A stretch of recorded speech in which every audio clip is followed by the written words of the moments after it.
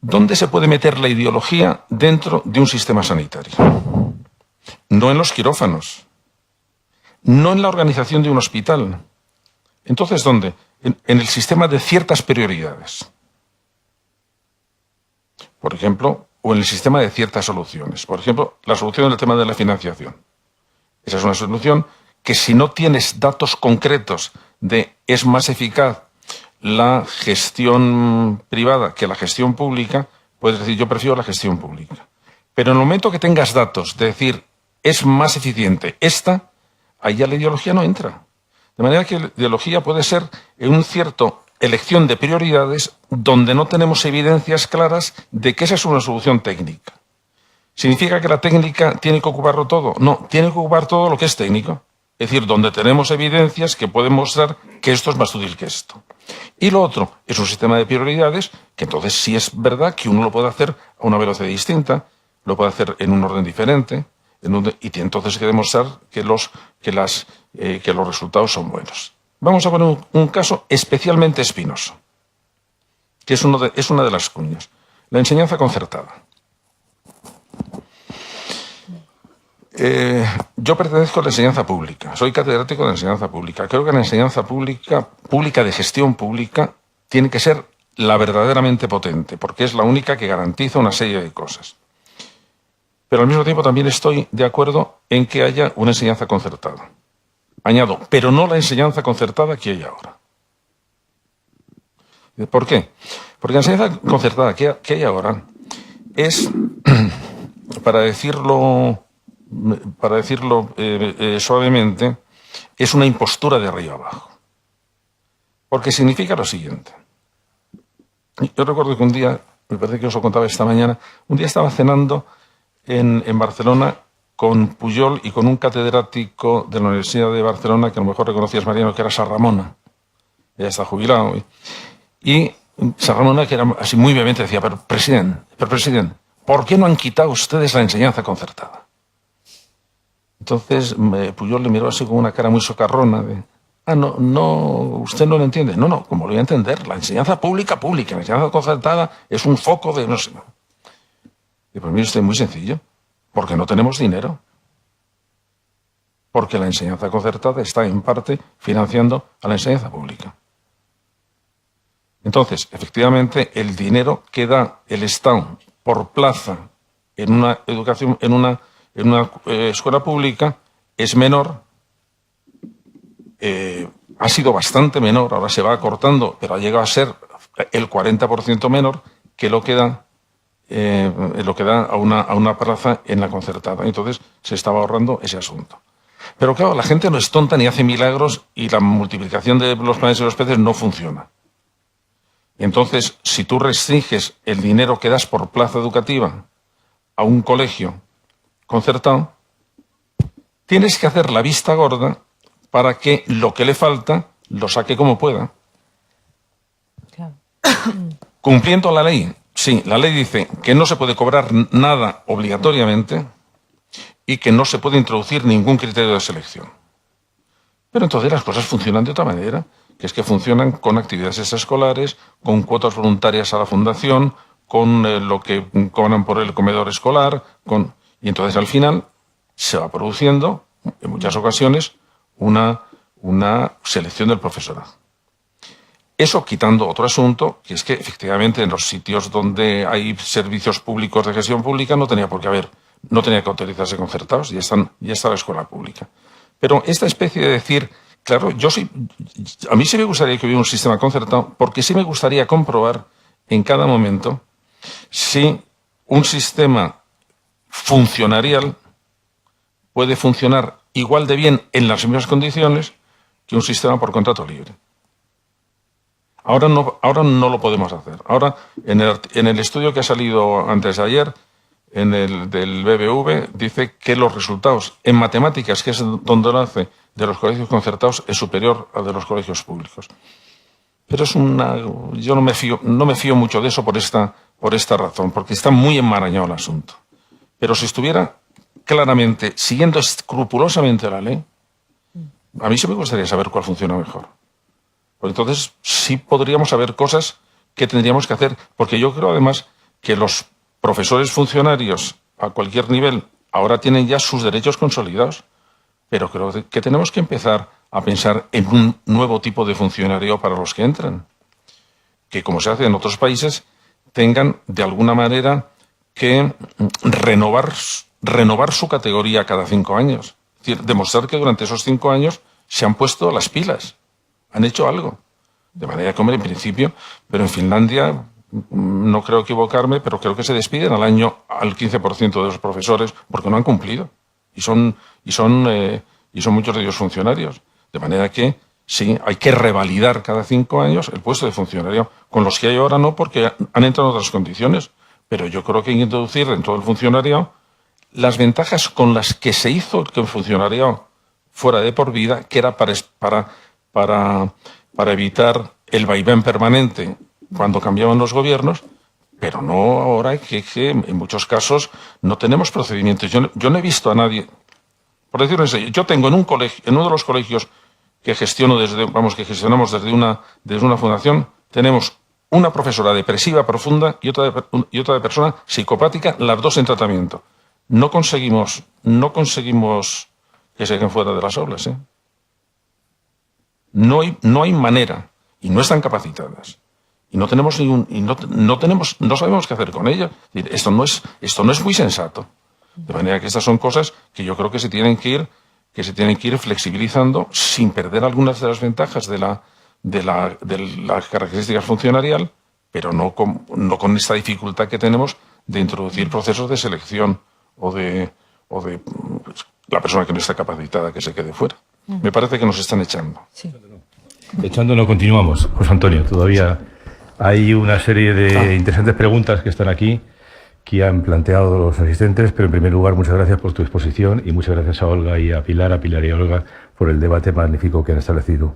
La primera pregunta la doy por respondida, porque decía Luis Díaz que respecto a las palabras del señor Garicano, ha hablado usted de la historia y de la religión. ¿Qué pasa con la escuela concertada?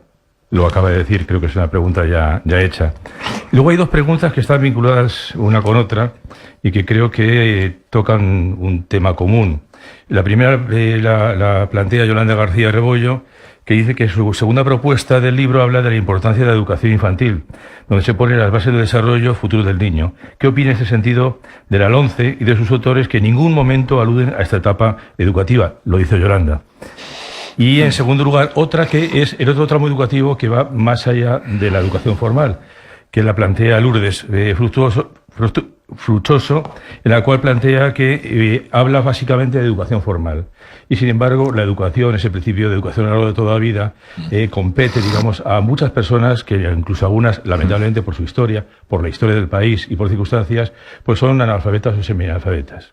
Entonces son dos tramos educativos, dos ámbitos de la educación, mejor dicho, que no son la educación formal escolar y que por una parte está la infantil, por una parte, y por otra parte un montón de millones, yo diría millones de hombres y mujeres de este país que no tienen competencias básicas desarrolladas o que, digamos, tienen carencias educativas por una escolarización frágil y débil en su infancia y en su juventud. Sí, has mencionado otros temas. Una, ¿qué pasa con la educación infantil? Sobre todo parece que, sobre todo para ciertos problemas, como son los problemas de pobreza educativa ambiental, el que se incorpore en cuanto antes a la enseñanza con escuelas infantiles de 0 a 3 realmente es una ventaja. La educación. Claro, la educación se da por muchísimos caminos. Uno de ellos es la educación formal. Otro es la educación no formal, que es la que se da con propósito educativo, pero sin medios muy estructurados, que es, por ejemplo, la de los padres. Y luego la educación informal, que es la que se da por el medio ambiente. Yo a las personas que nos dedicamos a la educación y a los padres, que es a los que me dirijo desde que fundé la Universidad de Padres Online, les digo que tienen que educar a sus hijos por dos caminos. Uno es por lo que hacen por las acciones educativas directas con sus hijos y otras por las acciones educativas que hacen sobre el entorno de sus hijos. ¿Por qué? Porque lo que sabemos es que el centro forma parte del entorno de su hijo, el barrio forma parte del entorno de sus hijos y el mundo de información en que se mueven sus hijos forma parte también de su educación. Por eso iniciamos un tipo de metodología que creíamos que iba a cuajar, pero al final algunos se echaron atrás, que era para ciertos problemas educativos de gran envergadura. Y entonces estaban el fracaso escolar, la violencia en las aulas, el vandalismo en las calles y el consumo de droga o el abuso del alcohol. ¿Cuál era el agente educativo de elección para ser más eficaz? Lo que hacíamos a través de los centros educativos se queda pequeño, porque el centro educativo, por mucho que irradie, no tiene capacidad para alejarse mucho de la escuela. Los planes a nivel de comunidad o a nivel estatal se difuminan demasiado. Entonces nos parecía que el tratamiento de elección para estos problemas podía hacerse en el municipio. Creo que es una desgracia que nosotros no tengamos municipada la enseñanza, porque en las naciones que la tienen municipalizada, pues funciona muy bien porque los municipios se ocupan de sus escuelas y tienen que responder a sus vecinos de cómo lo están haciendo. Pero los planes que habíamos hecho, que era copiando unos programas que hay en Estados Unidos que funcionan muy bien, que se llaman Asset Building Communities, si la ciudad entera se proponía, movilizando todos sus posibles agentes sociales educativos, resolver en un plazo fijo, que nosotros poníamos en 3 años, este problema, las posibilidades de que se resolviera eran realmente grandes. Lo intentamos con una ciudad y en último momento se vino atrás y ya sin embargo teníamos la mecánica organizada, porque el ayuntamiento tenía que poner una persona que gestionara el plan y que tenía que empezar a movilizar, por ejemplo, algo que no se había hecho nunca en esa ciudad, una capital de provincia de 80.000 habitantes. Nunca se habían puesto en contacto los centros de primaria y de secundaria. Es una cosa que se hace.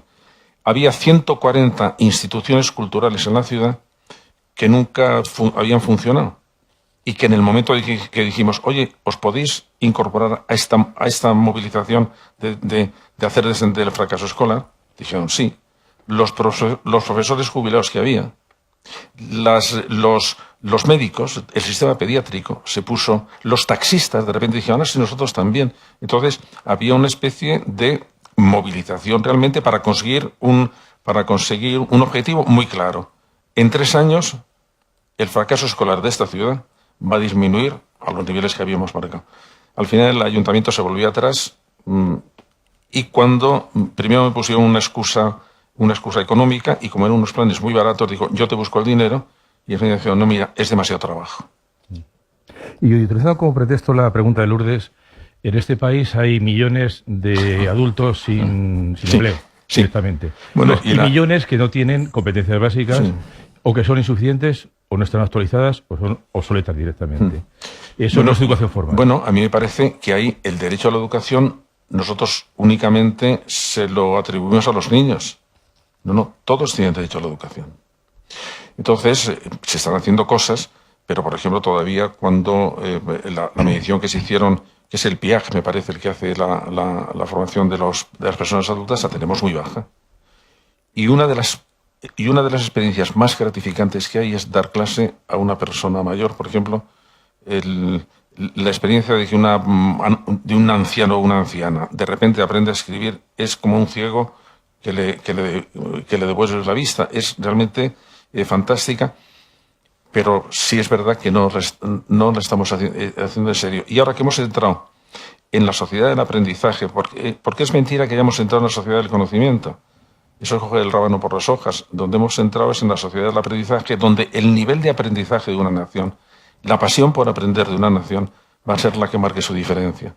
El ocuparnos también de las personas que quieren aprender, porque estas personas además tienen verdadera pasión por aprender, la gente mayor, creo que serviría también para movilizar a los demás. Y es, como gran parte de los problemas de la educación, problemas de gestión, porque eso no es caro.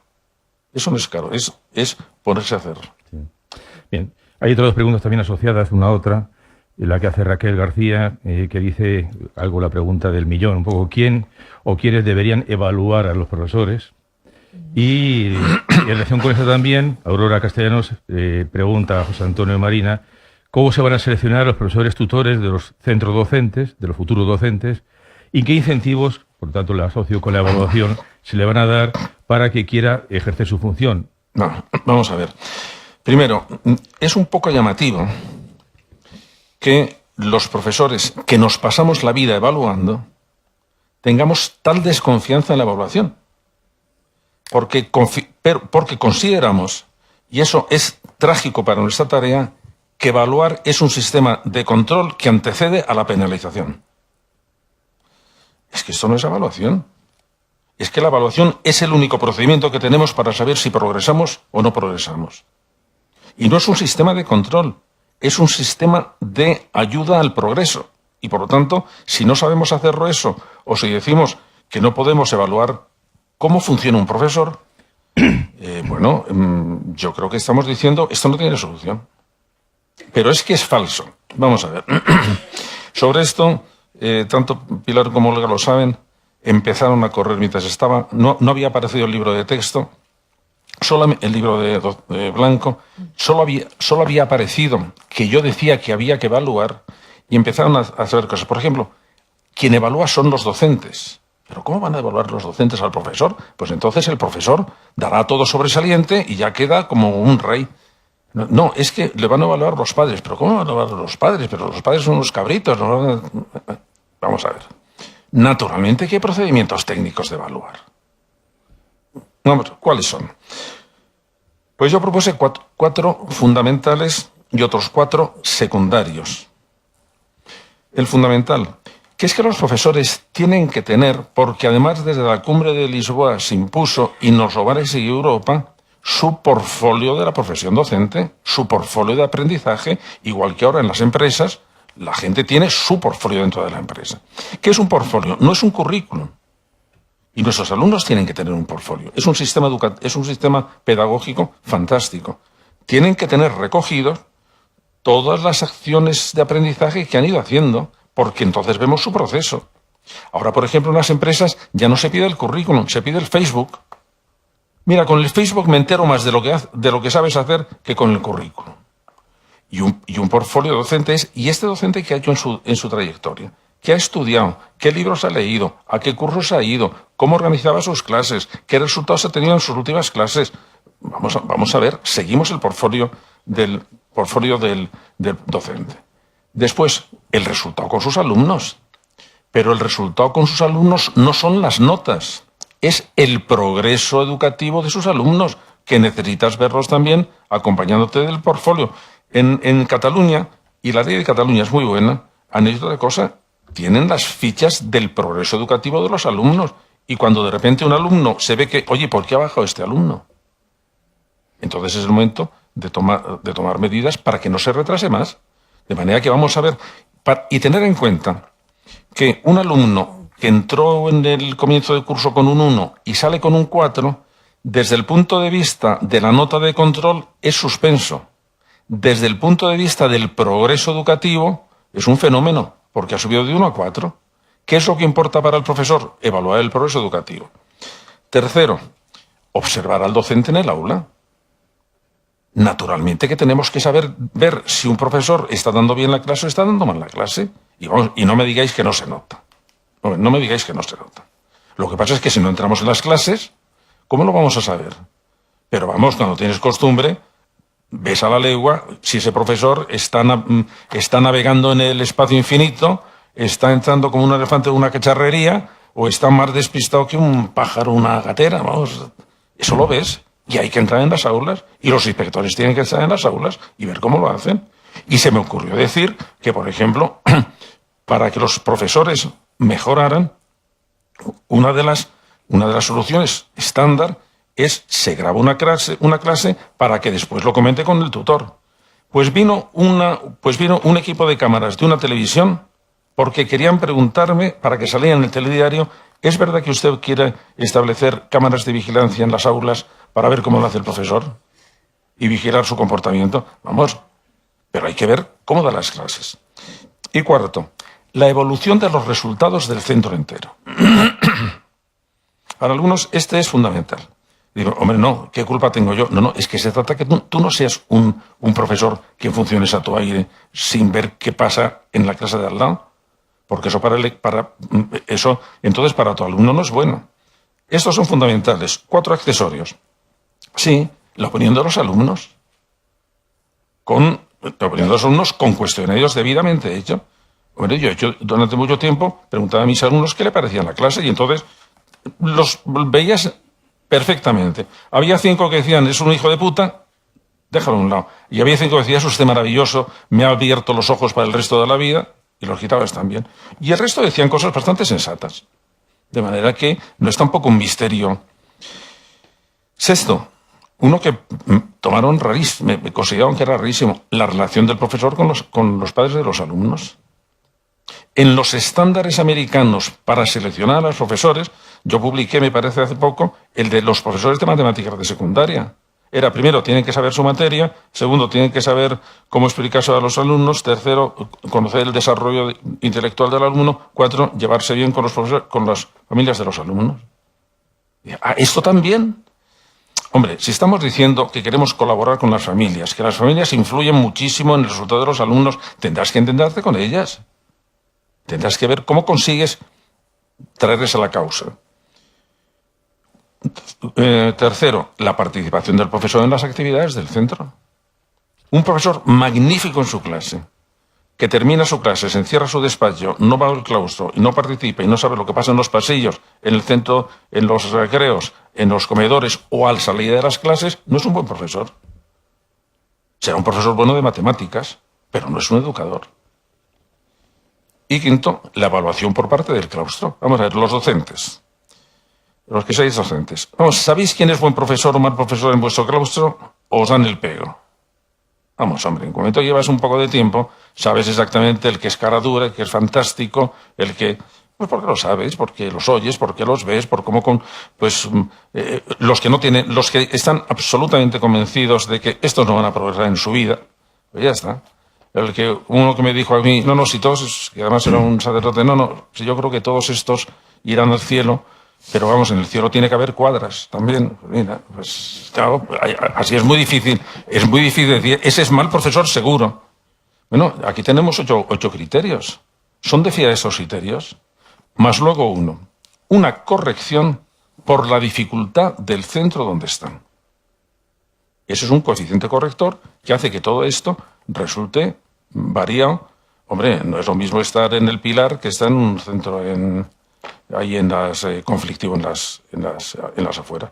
Claro, que me digan que no se puede evaluar las cosas es un poquitín de cara dura. No se puede, así a ojo no. Es como si ahora de repente dijeras a un médico, uy, esto de los médicos que quieren ver lo que hay en la sangre. Pues, pero vamos, yo veo la sangre y todas igual. Tú sí, pero con un analizador no. Y claro, los sistemas de evaluación son analizadores. Bien, José Antonio, 2 preguntas que en tu intervención última has hecho alguna referencia ya sobre lo que se pregunta. Rodrigo García dice que parece ser que el cambio del sistema escolar es cuestión, en bastante buena medida, de la buena voluntad de los ángeles educativos. Has hablado del cielo, es decir, del profesorado. Y la siguiente, que también has hecho una referencia concreta, es muy concreta. Dice, ¿cómo eran tus clases de filosofía?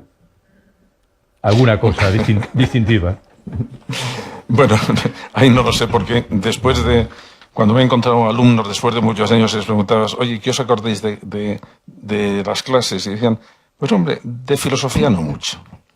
Pero nos acordamos, y siempre se acordaban de 2 cosas. Uno, de la alcachofa, y otra, de un consejo que les daba. El consejo que les daba era un consejo lingüístico, o sea, tenía un pozo lingüístico. Pero como eran adolescentes, daba un consejo a los chicos y un consejo a las chicas. Estaban en la misma clase.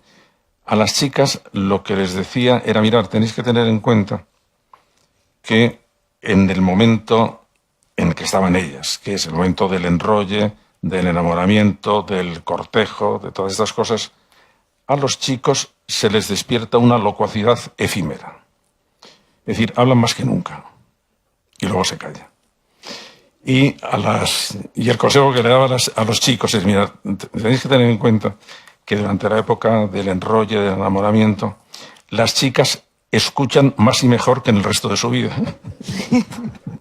De manera que tenéis que tener en cuenta. Eso sí, eso se les quedó a todos. Eso se les quedó a todos. ¿Y qué es lo de la alcachofa? Muy bien. No, lo de la alcachofa es que yo a todos los alumnos, a todos, les he leído un poema. que era la Oda a la alcachofa de Neruda, que es un verso muy bonito, que empieza: la alcachofa, este dulce vegetal de tierno corazón, se vistió de guerrero. Entonces ya veis que la alcachofa tiene... A mí la primera vez que se lo dije me extrañó que no lo entendían. Y luego comprendí que es que solo habían visto alcachofas de lata.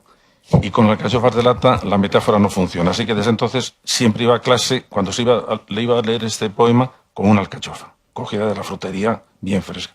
Entonces, efectivamente, me llamaban el profesor de la alcachofa, cosa que yo lo consideraba como una especie de honra profesional. ¿Y por qué este poema? Porque a mí lo que me interesaba enseñarles, y eso creo que formaba parte de una de las funciones educativas de la filosofía, a mí sí me interesaba despertar en esos chicos lo que podía ser una experiencia poética. Que la experiencia poética es la capacidad de encontrar cosas interesantes o aspectos interesantes en cosas que a lo mejor no lo tienen. Y que eso me parecía que ampliaba sus posibilidades de vida. Y que la experiencia poética no es que hicieran versitos, eso ya esa edad la estaban haciendo casi todos, y casi mejor que no. No, el asunto es que si le decíamos que la experiencia poética solo iban a tenerla a la orilla del mar, en primavera, en el crepúsculo y enamorados, a lo mejor no la tenían nunca. Pero si le enseñábamos que la experiencia poética se podía tener al ver una alcachofa, entonces lo que les estaba enseñando es la posibilidad que tiene la inteligencia de descubrir posibilidades de muchos tipos, pero también poéticas, en la realidad. Y en un momento en que la experiencia que tienen es una experiencia aplanadora, en que no hay nada que valga la pena, decir, hombre, a lo mejor no hay nada que valga la pena porque no está sabiendo ver las cosas interesantes que tiene a su alrededor. Entonces me parecía que esta idea de la alcachofa funcionaba, y por lo menos de la alcachofa se acordaban. Del resto de la explicación no tengo seguridad, pero bueno, algo era algo. Muchas gracias, José Antonio. Muchas gracias a los tres, a ti, y a Olga y a Pilar por la intervención, por la excelente sesión que hemos compartido, que habéis compartido con todos nosotros. Gracias a todos los asistentes. No es cuestión de concluir, porque como estamos de acuerdo algunos, en educación nunca se concluye, no hay conclusión posible.